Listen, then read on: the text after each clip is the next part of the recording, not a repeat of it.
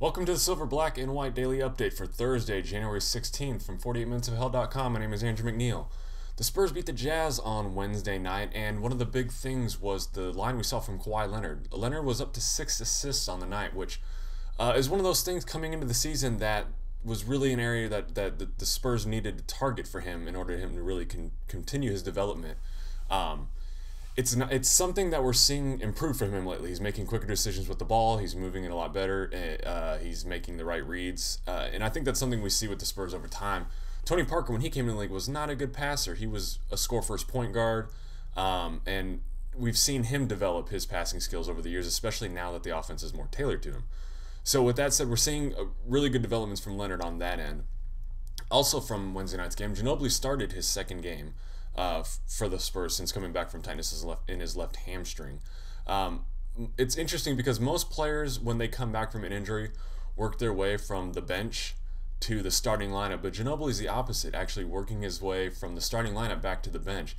Saying yesterday, as soon as Greg Popovich is ready to send him back to the bench, Pop will make that switch, which is an interesting thing we see in basketball culture, because normally guys, if they're working their way from starter to the bench, it's because they're taking far too many shots. Also, coming from this Jazz Spurs game, Richard Jefferson's comments about Kawhi Leonard. Speaking on his time with the Spurs, Jefferson, and really sort of the negative fallout regarding Spurs fans and Jefferson's time with the Spurs, he said, look at Kawhi's numbers, because Jefferson's numbers are fairly similar to the numbers that Kawhi's putting up this season. But that's kind of a misnomer, I guess.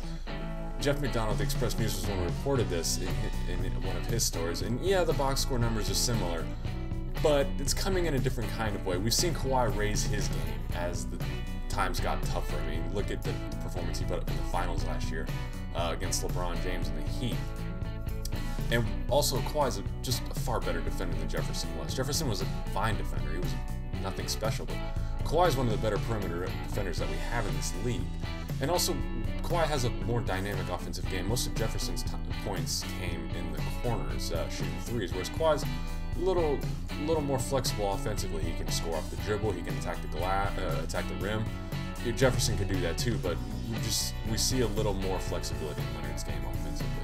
Now, I do think Jefferson does get a little unfair flack for his time with the Spurs. He changed his game to fit the Spurs and what the coaching staff wanted, and I think that should be commended.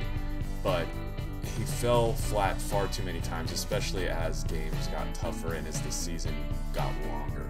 And I think that is the source of all the negative talk, all the negative opinions on Jefferson's time with the Spurs, not just his numbers.